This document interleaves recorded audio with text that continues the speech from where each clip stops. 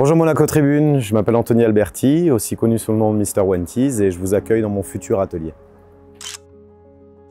Cette œuvre s'appelle Jars. C'est en fait au lieu de Jaws, qui est à l'origine une image très pop et connue, qui était l'affiche des Dents de la Mer, où en fait l'idée on voyait un requin qui venait dévorer un humain.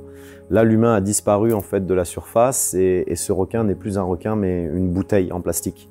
Parce que l'idée de cette œuvre était de véhiculer le message que le danger des océans aujourd'hui n'est plus le requin, mais justement toute cette pollution qu'on y voit avec le nouveau continent de plastique, etc. Je suis tombé dans la peinture en fait, où la peinture est tombée un peu sur moi en 2004 suite à un accident. J'ai un ami à moi qui s'appelle Crash2 qui m'a emmené peindre un mur illégalement la première fois. Et cette passion a grandi et un jour j'ai décidé de passer de l'autre côté et de quitter ma vie professionnelle pour me consacrer entièrement à une vie d'artiste et de passion.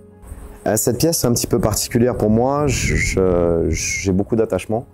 À savoir que cette pièce s'appelle le Graal.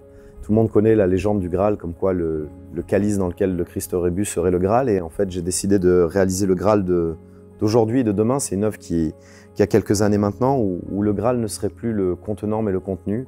Aujourd'hui, ça a encore plus de sens avec toute cette sécheresse qu'on voit autour de nous.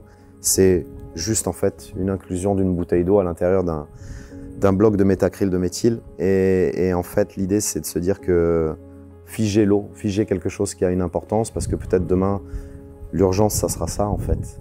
Donc l'idée, c'est d'essayer d'éveiller les consciences par rapport à des choses qui nous concernent tous. Le premier message que j'ai véhiculé dans la rue, c'était un projet qui s'appelle le McDonald's Project, qui a vraiment eu un impact fort quand j'habitais à New York.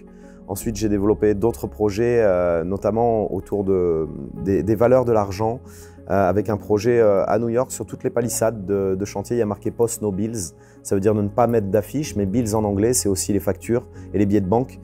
Donc, cette œuvre est issue de la fameuse série Post No Bills, Post No Bells, où j'avais décidé de mettre en lumière des leaders de la pensée, à savoir que la personne qui est illustrée là, on en a beaucoup parlé. Tout le monde a son nom au bout des lèvres, mais personne ne sait réellement qui il est.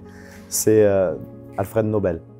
Donc l'idée, c'était de mettre aussi en lumière donc, le premier, celui qui a donné son nom au fameux prix Nobel, et d'où le nom du projet Post No Bills, Post No Bells. Ne pas mettre de billets, mais mettre des prix Nobel sur les murs pour entre guillemets, véhiculer une valeur différente que celle de l'argent. Je suis heureux de faire ce que je fais aujourd'hui. J'étais dans une vie qui ne me correspondait pas réellement. Aujourd'hui, je fais quelque chose que j'aime. Et je trouve ça joli en fait d'aider des causes nobles avec quelque chose qu'on aime et de pouvoir faire le bien autour de soi.